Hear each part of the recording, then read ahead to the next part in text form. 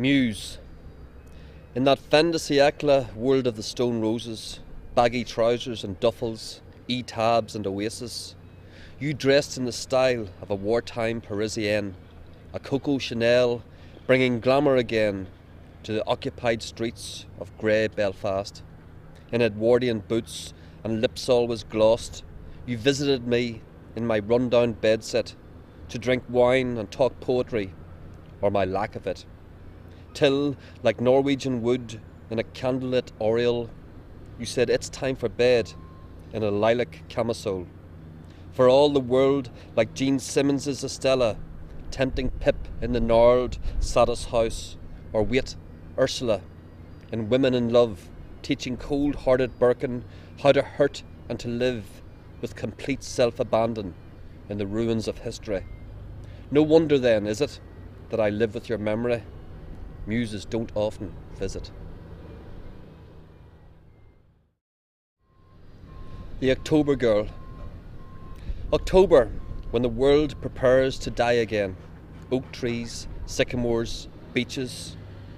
I'm waiting for her one bright Saturday afternoon, when the autumn air beseeches some natural miracle.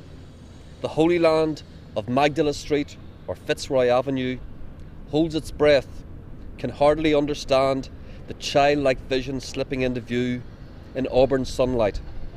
I'm trembling like a leaf, half scared, half hopeful, not quite ready to encounter again the sycamore key twirl of her vintage dress, a stylish waif, all coolness, breezing in and smiling steady, like someone in a poem called The October Girl. Dream. I dreamt we were flying over Belfast, like Chagall's lovers, while snow fell like stardust, painting the streets and avenues white, washing the city in East European light of a century ago. A dream violin sent its cry like a seagull over the lagan. Mist off the river was the secret incense the Holy Land offered to our innocence. Below us, a map of the past unfurled, McCracken to Mackey's, to the postmodern world of McDonald's, murals, golf courses, ghettos, dockside apartments and tight terraced rows. The revolution was over, and still the peasants prayed to their gods with dreams of deliverance. Out of our element, we rode through the star constellations like the very last Tsar and Tsarina, before the Winter Palace fell to October's fierce underclass, silhouetting ourselves on the ruble of the moon, dancing a waltz across space's ballroom. We hurtled through blizzards like one of Tchaikovsky's sleigh rides in music, a psychotic symphony thundering out of the dark orchestra of night like a hymn to love's perestroika. And then I woke up. You were long gone, lost in the snow that still falls on. Nightmare. I enter stage left, haunted by a face I last saw battered black and blue, near dead from 12 hours torture in a terraced house in a certain street off a certain road. I seem to hear an almost childish voice begging for death through broken teeth and blood. The room we're in is lit by one bare bulb that shines a galaxy ago.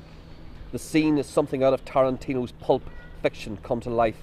The dark outline of someone's outstretched shadow echoes sculpture of Christ's agony, now sadly mine.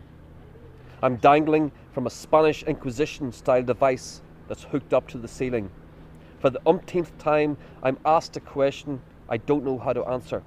They're peeling skin off my back with connoisseur's precision as I listen to my own insane howling. Somewhere down the labyrinth of streets that is this city, I stumbled through the Fa, the rain-deep mystic veil that separates the Golden Mile, Europa, and the nightmare riding on sleep, which also haunted Yeats, desperate with dreams in time of civil war.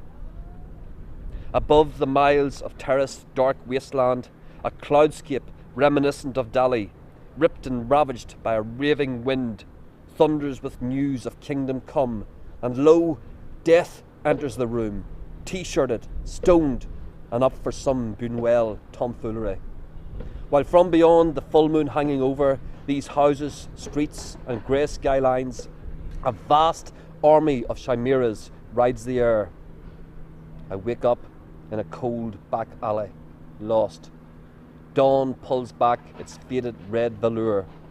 I walk out to the bare stage of Belfast.